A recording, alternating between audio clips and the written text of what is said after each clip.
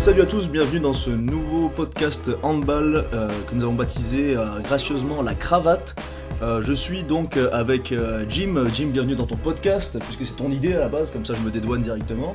Oui, merci Loïc, bonsoir à vous tous, enchanté. Donc voilà, on a décidé de faire un podcast handball parce que tout simplement ça n'existe pas. On est des passionnés, on n'est pas des spécialistes. Mais voilà, sur l'occasion de l'Euro de hand, on s'est dit qu'il n'y avait vraiment aucune info, c'est compliqué d'aller chercher les stats, etc. Donc du coup on s'est dit pourquoi pas en parler un petit peu entre potes.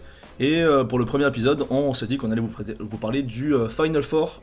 Donc on a le nom des 4 demi-finalistes pour ce week-end, qui sont donc la Slovénie, la Norvège, l'Espagne et la Croatie. Et la Croatie, mon cher Loïc, tout à fait. Donc par quoi on commence ? On parle de quoi ? L'Espagne d'abord, Croatie, on parle de quelle demi-finale Alors, en premier ? Moi je te propose de parler de la Slovénie peut-être, la Slovénie en premier. On parle, ok, allez, on va parler de cette demi-finale en premier. Parce que c'est quoi la demi-finale déjà ?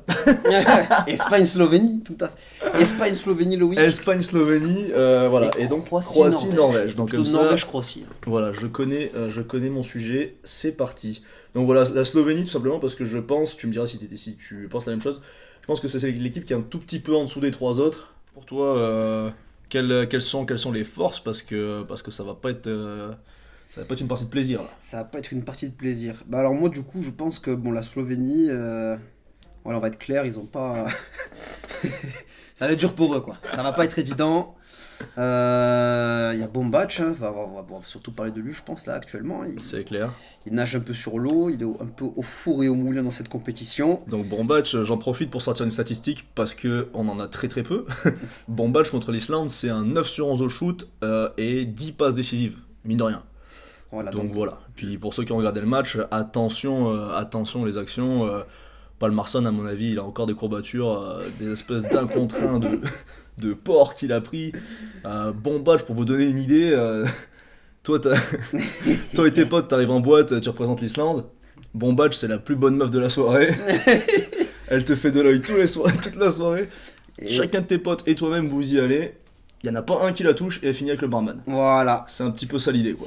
Voilà. Le problème, c'est que là, on a des gros videurs, espagnols, et on va voir comment se passer. Alors, ça y est, parce qu'on est très bien préparé.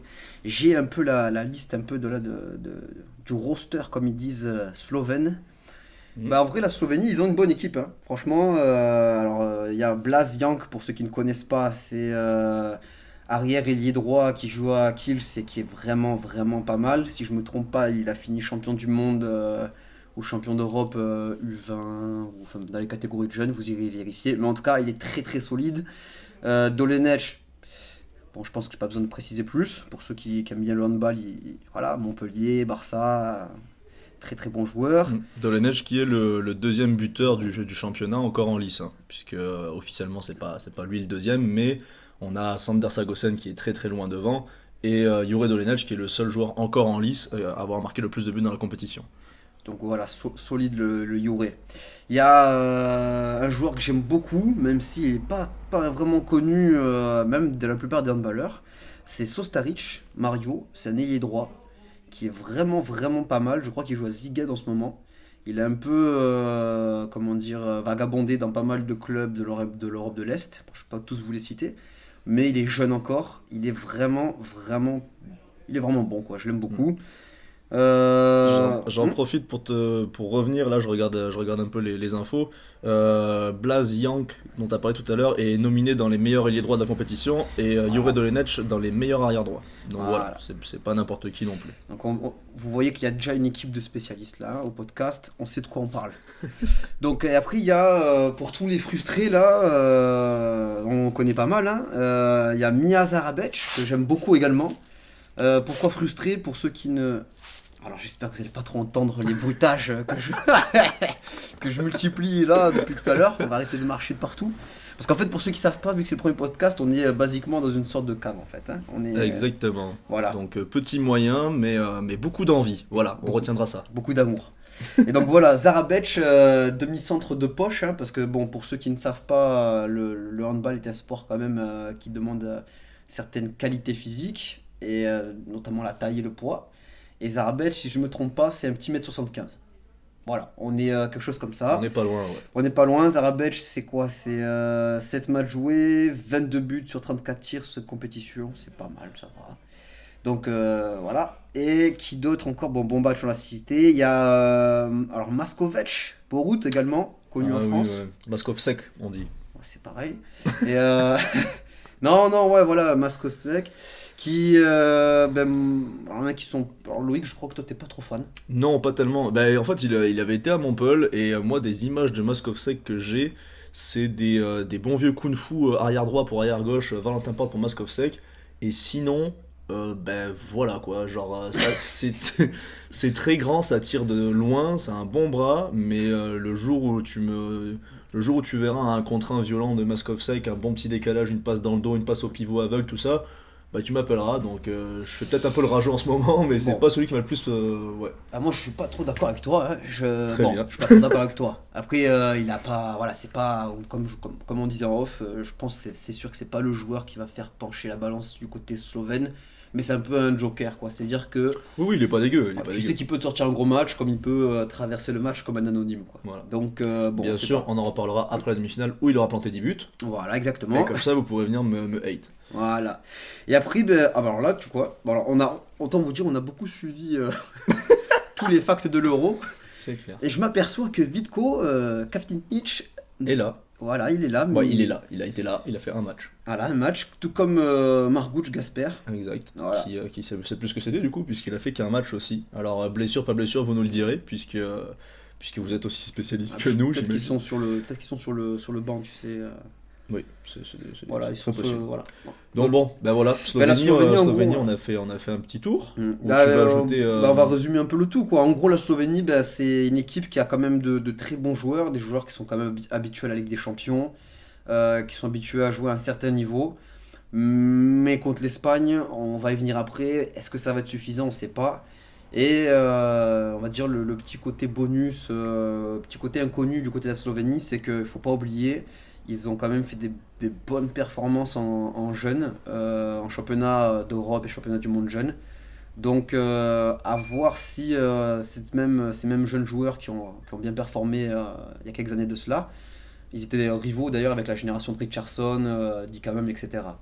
Donc à voir si cette jeune génération slovène a bien été intégrée, si on peut avoir des surprises sur des demi-finales, à voir, mais en tout cas c'est clair que on les donne pas gagnants, quoi. J'irai pas mettre mon argent demain ou après-demain, je sais pas, sur la Slovénie. Non, c'est clair, d'autant plus que l'Espagne, quand on voit les matchs qu'ils ont fait, il y a vraiment eu aucun problème, quoi. Il n'y a pas une seule fois où ils ont transpiré en se disant merde, on va peut-être perdre ce match-là ou quoi. Je regarde, il y a le mieux, ceux qui les ont le plus accrochés, on va dire. On a l'Autriche qui a fini à -4, on a la République tchèque à -6. Donc quand je vous dis le plus accroché et que tu es à -6, c'est que voilà, ça donne un peu, L'idée un il y a peu eu le match l'idée du nul, truc. Donc évidemment le match nul contre la Croatie où les deux étaient déjà qualifiés pour le Final Four, donc c'est un petit peu, enfin voilà, on repose un peu les cadres et on fait tourner. Puisqu'au Ensuite- final le principal est là, quoi. Ils sont qualifiés. c'est ça. Donc moi personnellement, bon, je vais pas faire le mec qui a regardé tous les matchs non plus de l'Euro, mais parce que bon, on est tous pareils, hein, quand la France n'est plus là, c'est plus compliqué de suivre, surtout quand tu tapes des vieux streamings où tu vois ça en 4 pixels qui bougent toutes les 2 secondes. Pour les crevards qui n'ont pas bine, Exactement, comme moi. comme moi. Parfait. Voilà, on continue. Mais bon, du coup, sur ces petits streamings là très sympathiques, j'ai vu quelques matchs de l'Espagne et franchement, ça fait pas rire dans le jeu proposé, dans les individualités, etc.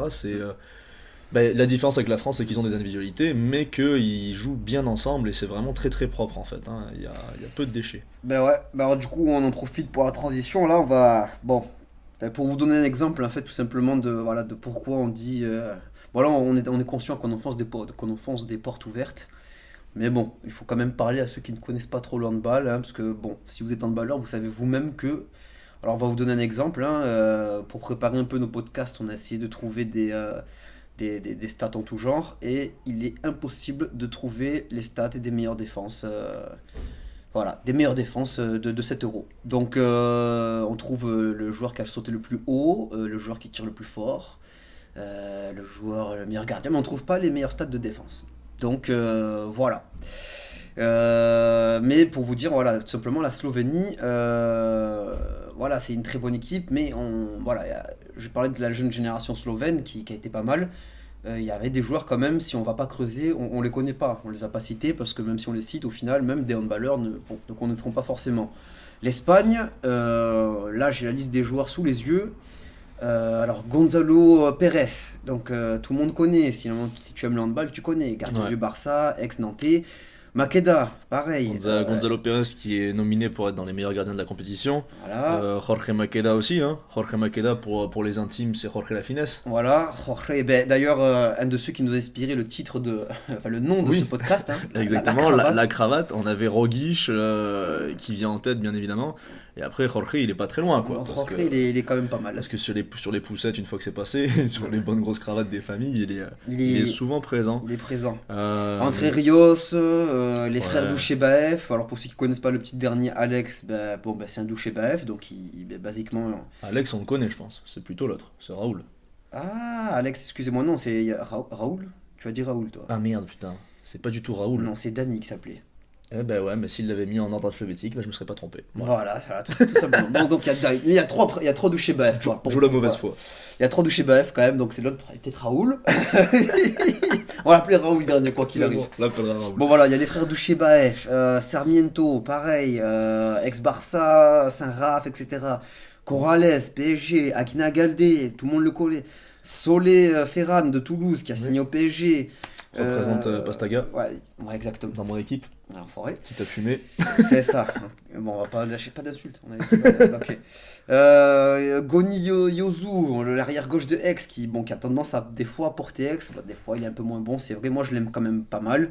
Figueras, qui est un pivot qui est quand même très bon en Espagne, je crois que si je me trompe pas, il jouait à. Alors on va pas dire de conneries, je dis rien, voilà. Mais il était quand même pas mal. J'attendais que tu dises quelque chose pour dire allez chercher l'info et mettez-le en screenshot, histoire qu'on se marre un petit peu. Je vais fermer ma boca. Mais en tout cas, je crois qu'il a signé dans un gros club, je sais pas si c'est Aix, le Barça, en tout cas, il part de l'Espagne. D'accord. Aleix Gomes, il a le droit du Barça pour ceux qui connaissent pas. Ouais, lui aussi nominé pour être meilleur ailier droit de la compétition. Voilà, Viran Moros, Canellas, Guardiola, Arigno, bref, voilà, vous avez compris. Moros nominé pour le meilleur défenseur, et on a aussi l'ailier gauche de l'Espagne qui est pour meilleur ailier gauche de la compétition. Donc vous avez bien compris, dans chaque catégorie, l'Espagne est représentée, c'est Heitor Arino. Arino, ouais, celui du Barça. Moi je suis pas très fan, je préfère Rivera. Oui, moi aussi, mais c'est efficace quoi. Voilà, je suis pas un expert, donc voilà, c'était juste mon avis personnel. C'est quand même assez efficace. Bon du coup pour l'Espagne, voilà, en fait rien que on a juste cité le nom de l'équipe, on a cité juste les noms et bon. Voilà, d'un point de vue individuel, je pense qu'il y a quand même pas photo. Sur le papier, l'Espagne est vachement favorite. Je pense que sur les équipes intrinsèquement. Sur le papier, l'Espagne c'est le top mondial avec, j'allais dire avec le Danemark et la France. la preuve que, on va en parler que ça ne suffit pas. Voilà, oui, d'ailleurs, de tout ce qui s'est passé par rapport à la débâcle française, on a prévu de faire un autre podcast dessus, mais ça on a un peu plus de temps, donc voilà, ce sera sur un autre épisode. Mais donc voilà, pour en revenir à l'Espagne, sur le papier ça fait très très peur. Comme je disais, collectivement ils sont présents aussi, donc gros match qui attend en perspective. Ça va être dur pour la Slovénie, mais après on sait jamais, les Slovènes ont quand même leur carte à jouer. Ouais. Alors un petit pronostic, Loïc, pour ce match, ou est-ce que tu t'aventurerais? Ouais, carrément. Moi je pense que allez, vu que j'aime beaucoup ce cher Bombac, je pense qu'il va nous faire un gros match et qu'il va tenir la Slovénie à portée jusqu'aux 5-10 dernières minutes. Mm-hmm. Donc je pense un petit +3 de l'Espagne à la fin, ouais. Un petit +3 dans la douleur. D'accord. Moi je voyais plutôt un +3 à la mi-temps. +10 Slovénie. Non, pas +10 Slovénie, non, un petit +3 à la mi-temps pour la Slovénie. Pour la Slovénie. Non, excuse-moi, oui, d'accord. Ça va, je t'ai fait une blague. Oui. Je fais tous blaguer d'ailleurs. Non, +3 pour l'Espagne. Pareil, avec un gros bon match, je pense. Peut-être un jeu collectif, un jeu slovène qui peut-être va surprendre les Espagnols sur le début du match, en tout cas. Et après, je vois vraiment l'Espagne rouler sur la Slovénie, quoi. À l'expérience, en annihilant bon match. en défendant un peu de façon rugueuse, comme ils savent un peu le faire, quoi. Parce Ouais. qu'en défense, t'en as quand même des pas mal, quoi. T'as Oui, Moros, Makeda, Canellas. Je sais pas s'il défend réellement lui. Si, il défend, il Si, défend. ça C'est va, ça Aguinaldo va, qui défend pas. Ouais, ouais. Donc non, je pense vraiment qu'en seconde mi-temps, Non, mais c'est au sûr, fur et à quand mesure, quand tu vois que Ouais, et par rapport au banc aussi, rien que par rapport au banc, oui, voilà. t'as plus de Je pense profondeur de banc. que voilà, ça va être très dur pour la C'est clair, Slovénie. quand tu vois que Jorge Makeda défend en deux, bon, bah voilà, déjà, tu te dis que y a quand même de la qualité, quoi. Ah, il y a quelque chose, il y a quelque chose. Donc voilà, ça c'était pour la première demi-finale. Donc pour ce qui est de la deuxième, il nous reste donc la Norvège contre la Croatie. Ouais, alors. Personnellement, c'est le match qui m'intéresse le plus, je pense, sur ces demi-finales. Mhm. Parce que vraiment, le niveau est ultra élevé des deux côtés. Alors, comme je disais, la Norvège qui vraiment, c'était vraiment le parcours de santé pour eux. J'ai l'impression Sagosen qui est au-dessus des étoiles. Le mec est meilleur buteur du championnat, enfin du championnat d'Europe. Mhm. Mais alors, très largement, il est à 51 buts en 7 matchs. Donc, c'est une moyenne de plus de 7 buts par match. Où, bon, il n'a pas beaucoup de déchets non plus. C'est pas, je mets 51 buts, mais j'en mets 40% de ce que je tire, quoi. Ouais, c'est pas. Ouais, Donc Sander Sagosen, j'avais l'habitude de rager sur lui en Lidl Star League parce que voilà, je trouvais qu'il pleurait beaucoup, il tombait beaucoup, etc. Puis au PSG, il n'a pas besoin de se forcer non plus pour gagner des matchs. Mais là, pour le coup, ouais, il n'y a pas à dire, il n'y a pas à chier. Bah, d'ailleurs, l'équipe de France en a fait les frais, hein. c'est Pas, vrai. pas que nous, hein, mais C'est vrai, c'est vrai. Bah, Sagosen, ouais, il fait partie de ces joueurs qui, comme on en voit certains à l'Euro, bah, comme Bombatch, comme je pense à. Alors, pour ceux qui suivent un peu plus également le hand en dehors de la France, je pense à Nicolas Bilic, je crois que c'est ça. C'est l'arrière gauche demi-centre autrichien qui joue à Kiel depuis 2-3 ans maintenant. c'est un jeune. Ouais, il est arrivé, il devait avoir 18-19 ans à Kiel, enfin il est arrivé chez les pros. Ouais. Et en gros là, ben, maintenant, on le voit avec l'Autriche, il a quand même été pas mal, ils ont passé les premières phases de poule, hein, Ouais, à, ouais, ouais. à la différence de la France. Donc voilà, donc je me suis perdu, on parlait de... Tu vois quand même que la France a tout gagné pendant 15 ans, personne fait un podcast et nous on décide de le faire, ou là, Où la France a perdu. où on peut pas parler de la France. Exactement, c'est la frustration en fait qui nous a poussé à... Exactement. Il faut qu'on s'exprime. On s'est dit que déjà qu'avec tous les résultats que la France avait fait, la médiatisation était pas ouf. Donc ben là, parce que bon, on fera un épisode là-dessus. Mais si la France n'est pas qualifiée pour les Jeux, ce qui n'est pas le cas pour l'instant, attention, le handball tombé dans l'oubli. Donc faut qu'on en parle, donc on en parle. Donc Voilà. on va en parler, voilà. On va parler beaucoup Voilà. pour le handball français, on est là, on va donner Exactement. corps et Donc tu âme. parlais de Bilic, le jeune de Kiel. Non, on qui, parlait de Sagosen, Oui, bien sûr. On a digressé. Non, en fait, tout ça pour dire ouais, que Sagosen, il fait partie de ces joueurs qui... Alors au handball, ça dépend des points de vue encore une fois. Moi, j'ai tendance à penser qu'un joueur de champ ne peut pas porter une équipe tout seul. Je pense que c'est plus un gardien de but qui peut, C'est s'il une veut, grosse différence. renverser le cours d'un match. Néanmoins, il y a quand même des exceptions pour les étoiles des étoiles.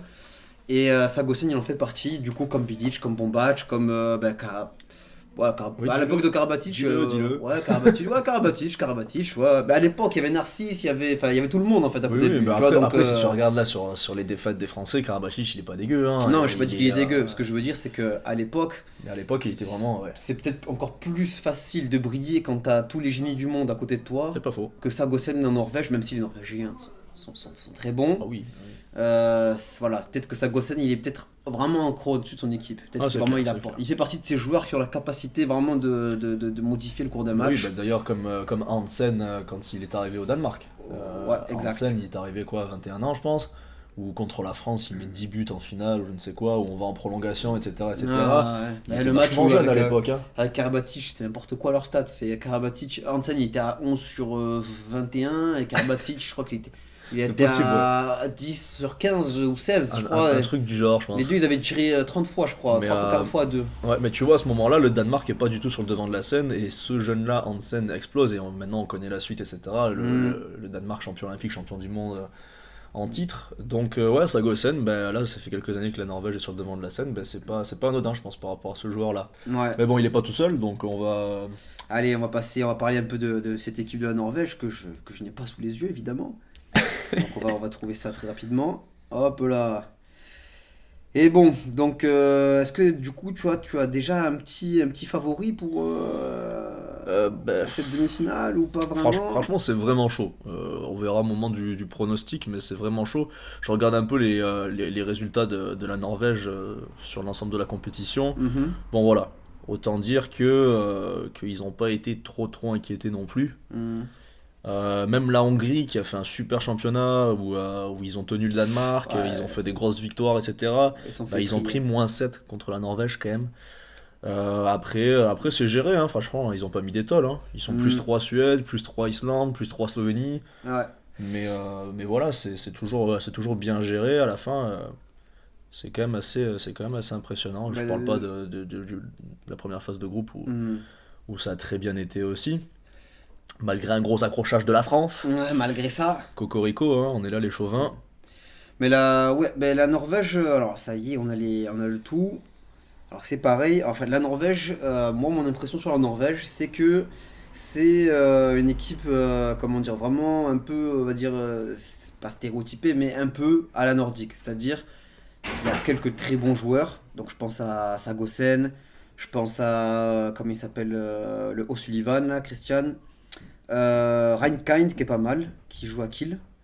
Le gardien Bargerud, hein, qui Bergerud est, qui fait beaucoup qui de est mal. nominé pour être meilleur gardien de la compète aussi, hein, qui fait une grosse compétition. Exactement.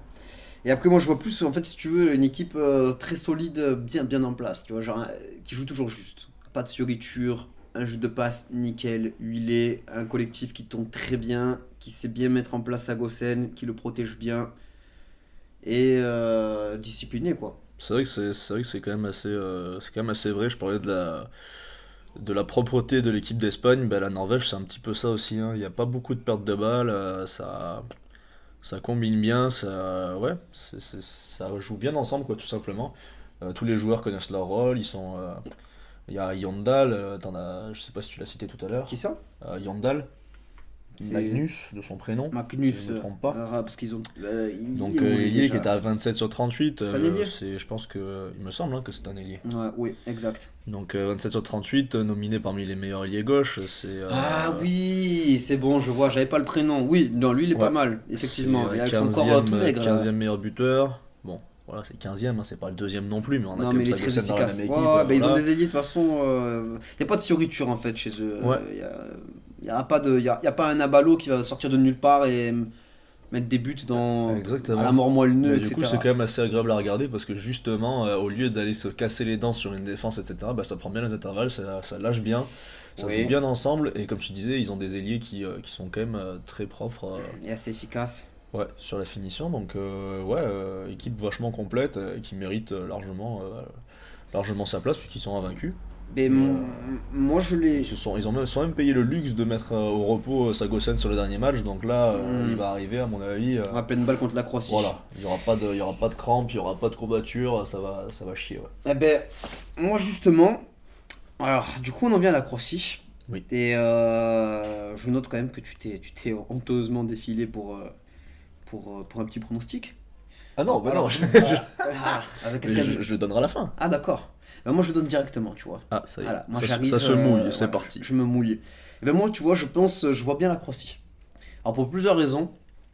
Première raison parce que bon, la Norvège est un pays de handball également, mais je pense vraiment que la culture handball en Croatie, elle est plus forte. Je sais pas comment. Plus de vécu, quoi. Ouais, il y a plus de vécu. Il y a un historique qui est. Bonjour. Comment. Ok, ça squatte mon atelier. Ah, désolé. C'est reparti. Ouais. Donc, comme on vous le disait, des conditions d'enregistrement très, très, très précaires. Ouais, exactement. Donc voilà, on est vraiment dans un micro local où le gars chez qui en fait on est, que je ne connais pas, vient de débarquer pour nous demander ce qu'on foutait dans son local. Voilà. Donc non, voilà, petite interruption, mais c'est pas grave, on repart. Désolé du cut. Donc voilà, moi je disais en fait que ouais, je voyais la Croatie gagner. Bon, déjà parce que je pense que l'esprit handball, en fait, c'est ça. L'esprit handball est peut-être plus fort chez eux. C'est-à-dire que ça fait quand même longtemps que bon, les Croates sont pas mal au handball, hein.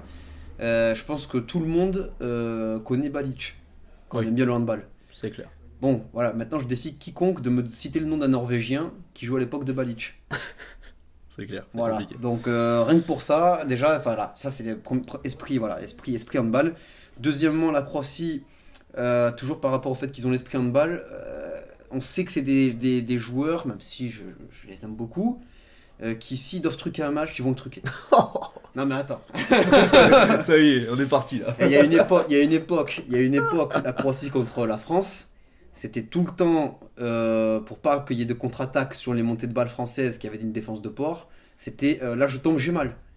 Ah Je oui, tombe, j'ai oui, mal, je tombe, j'ai mal, je tombe, j'ai mal, voilà. C'est un petit peu anti-jeu. Voilà, je gagne exactement. du Quand je temps, dis tout truquer ça. le match, voilà, qu'on s'entende, Oui. c'est pas. Parce que truquer le match, ça c'est les Allemands. Faut Voilà. pas tomber dans le- Et les Suédois. C'est putain de rageux. Voilà. Donc oui, Voilà, truquer le match, à tous les c'est. fans de handball en 2007, on n'a toujours pas oublié. On C'était n'oubliera il y a 13 ans. jamais d'ailleurs. Mais, Il y aura jamais mais de pardon pour eux. On est toujours là. Non, on rigole bien sûr. Et non, voilà, donc voilà, les Croates sont intelligents, ils ont une intelligence de jeu, ils sont capables de te faire péter un plomb. Au niveau de la défense, eh ben, c'est des gens des. Bon, pareil, hein, on va pas aller dans les clichés, mais c'est des joueurs des Balkans.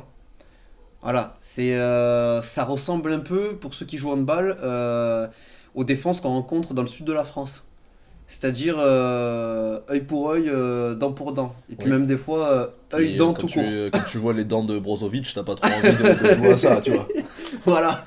Quand t'as vu, Ouais. quand t'as vu le bébé. Donc voilà, une grosse défense, des défenses qui peuvent, je pense, être très agressives, qui vont pas hésiter peut-être à être à la limite de ce qui est autorisé. Ouais. je Et pense notamment que- sur Sagosen, qui, on le sait, enfin on le sait, en tout cas, bon, on va pas dire de nous d'où on vient, pour l'instant en tout cas, mais on sait pour l'avoir vu, enfin en tout cas moi je sais pour l'avoir vu, que Sagosen, il aime pas trop être touché, quoi. Ah oui, clairement. Il aime pas trop manger une gifle ou deux, il aime pas prendre la béquille, bon personne n'aime ça, mais lui encore moins. Ouais, encore moins. Et les Croates, je pense que c'est pas le genre de joueur C'est un peu un Avant- Mathias Morin, si je peux me permettre. voilà, c'est une petite private joke, hein. Exactement. Mathias, si tu nous écoutes, Ouais.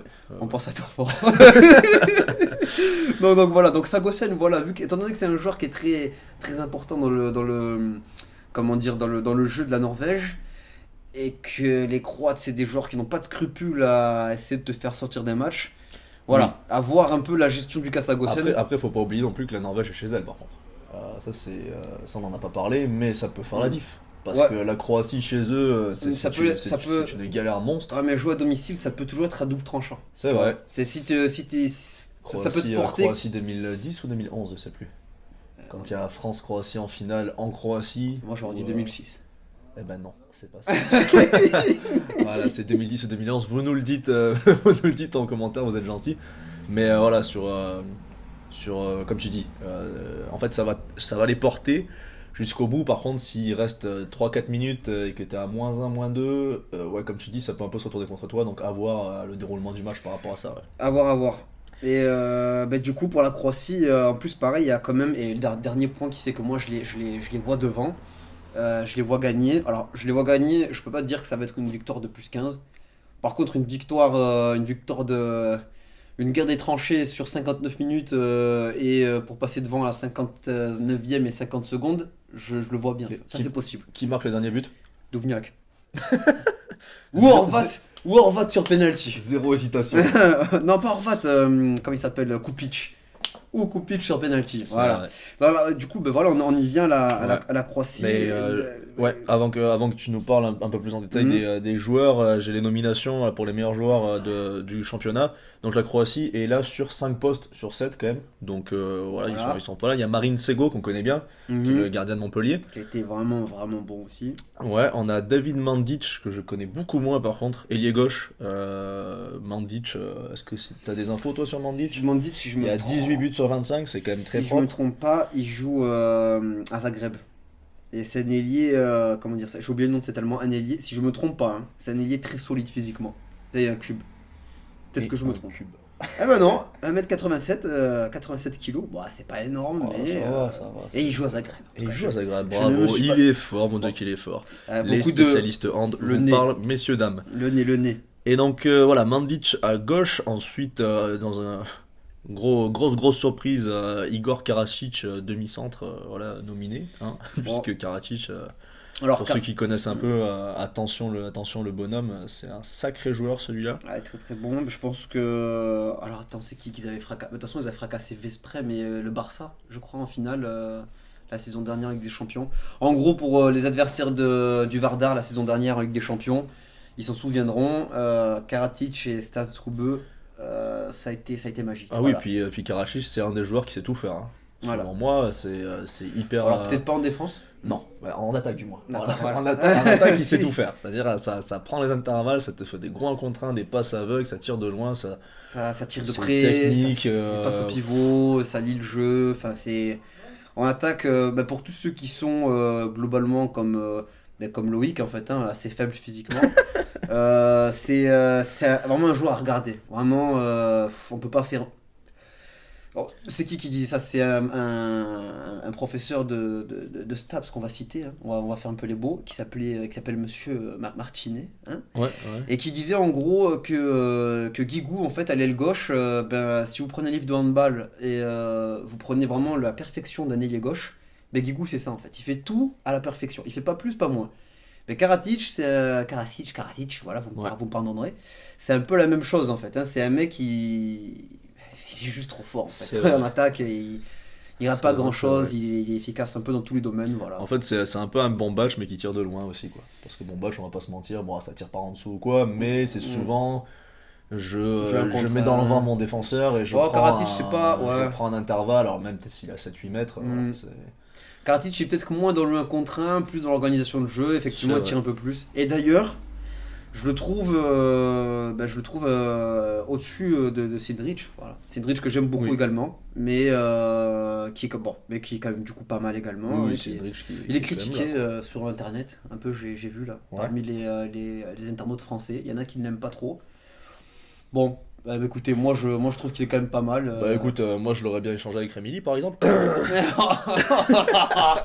Oh, voilà, écoute, si Voilà. jamais on le retrouve pour de vrai, tu t'expliqueras avec lui. Exactement, je Voilà. m'expliquerai avec lui. Nedim, on a rien contre toi si Après, jamais un ouais, jour voilà, tu exactement. écoutes, mais Dim, j'ai rien contre toi, on va d'abord voilà. on va d'abord s'occuper d'Adrien Dipanda. Et après ça viendra sur toi. Voilà. Mais bref, comme je vais dire, je tease un peu l'épisode 2, ça va être du joli. On enchaîne avec arrière droit nominé Luka Stepancic, qu'on connaît aussi, hein, qui jouait à Paris pendant plusieurs années. Voilà, beaucoup d'expérience encore. Gros bras de très très loin, Mm. c'est du 25 sur 46 sur ce championnat-là. Donc voilà, il fait le ouais, job, hein, c'est pas ouais, non plus faramineux. Mais, Attention, il demande pas non plus à Stepancic énormément de choses. oui, exactement, c'est-à-dire que ça met en place et on envoie Stepancic à 12 mètres qui envoie un gros missile Voilà. et c'est un peu ça l'idée. Et au final, le meilleur défenseur, Domago Duvniak, qui est nominé pour le meilleur défenseur. Bah, Donc voilà, moi comme je disais en off tout à l'heure, je sais que c'était un bon défenseur, mais pas à ce point-là. Donc l'expérience, hein, je pense. Donc, On doit ouais. jouer aussi là-dessus. c'est ça, il a mûri. Au lieu d'aller au charbon comme un fou en attaque, eh ben, peut-être Ouais. qu'il en profite aussi pour fermer des portes en Voilà. défense. Parce qu'à l'époque où c'était il y a quelques années, hein, Mais il défendait, hein, Duvniak, mais il ça défendait allait, devant. ça allait au casse-pipe, hein, ça, Il défendait ça devant. prenait des sacrés coups dans la gueule et tout quoi. Ouais. Bon, après, il y avait aussi Vori à ses côtés pour les rendre. C'est vrai. Voilà. Si jamais il en Vori, prenait. Vori qui nous manque hein, d'ailleurs. Si tu veux sortir de retraite, n'hésite pas. Ouais, Igor, on a un club là, pas loin, en départemental 2. Exactement. Tu seras si le tu veux venir bienvenu. faire quelques piges. Non, mais la Croatie, là, je regarde, on va faire un petit listing vite fait, hein. Il y a du coup Sego, alors Sipic, ce nom ne m'est pas inconnu, mais il y a tellement de hitch là-dedans, de hic, que Oui. je ne peux plus tous les reciter. Mais alors, Marin, Brozovic, ancien Vardar, Sindrich, pareil, c'est Ligue des Champions tout le temps. Mamic, qui a joué à Dunkerque et qui joue à Kielce, pareil, et Karatic, Horvat, Stepancic, Duvniak, ouais, c'est quand même costaud. Maric. Ouais. Bon, il y a quand même des joueurs qui ont beaucoup C'est d'expérience. quand même très costaud. Et moi, c'est pour ça que je les vois faire péter un plomb la Norvège. J'espère qu'ils vont leur faire péter Ouais, un plomb. non, c'est J'espère clair. voir un match sanglant, en fait. Voilà. Ben, pour bien représenter le nom du podcast, la cravate. La donc. cravate. Voilà. Ouais, bah écoute, moi, avec tout ce que tu viens de me dire, j'ai envie de te dire que je suis pas d'accord. Non, tout simplement que. Enfin, non, je suis d'accord sur tout ce que tu as dit en général. Mais par contre, je pense que la Norvège va s'imposer parce que je pense que chez eux, à domicile, ça va être très compliqué d'aller les chercher. Pour l'instant, ils sont intouchables, ils ont jamais vraiment tremblé du menton. Donc. Ouais, je sais pas si on tremble du menton, mais j'avais envie de Oh le non, dire. mais ça peut se dire. Ça s'applique plus à la boxe, mais. Voilà, donc voilà, je pense que ça va être un très très gros combat et je pense pareil que toi, ça va être un match irrespirable, peut-être même une prolongation. Je porte mes vols et je dis prolongation, voilà. Je dis prolongation. Prolongation et ça va me faire chier, mais je pense que Sander Sagosen qui va débloquer la situation avec une belle petite passe au pivot à 3 secondes de la fin, un truc comme ça, tu vois. Et oui, je dis que ça va me faire chier parce qu'après on va en entendre parler pendant un moment. Et comme je disais déjà de base, j'aime pas trop le joueur parce il pleure beaucoup, etc. Mais je peux pas nier, comme je l'ai dit tout à l'heure, que c'est un des meilleurs joueurs du monde et je pense que c'est lui qui va faire la diff devant son public. Et voilà, c'est mon prono. C'est ton prono. Eh bien écoute, on verra bien. Non, moi j'annonce victoire de la Croatie dans le Money Time, mais pas plus de 3 buts, max. Parfait, très bien. Voilà, pas plus. Et ben donc du coup on n'est pas d'accord pour celui-ci, on est d'accord pour l'Espagne-Slovénie. Donc voilà, ça va être la fin de ce premier podcast. Ouais, alors, vous allez pas mal, pouvoir nous laisser vos avis, vos commentaires. C'est un premier jet. Donc aussi voilà ce que vous aimeriez voir, ce qui était trop long, ce qui n'était pas assez, etc., etc. Donc voilà, n'hésitez pas, lâchez plein de commentaires. Comme ça on va pouvoir en discuter entre passionnés, parce que c'est vrai que ça manquait un petit peu jusque là. Donc nous le but c'est vraiment de se marrer, d'en parler avec vous. Donc voilà, je pense que j'ai rien oublié. Non. Donc on va se quitter là-dessus et n'hésitez pas à venir nous mettre des screens une fois que la Slovénie aura sorti l'Espagne. Allez, ciao tout le monde, à la prochaine.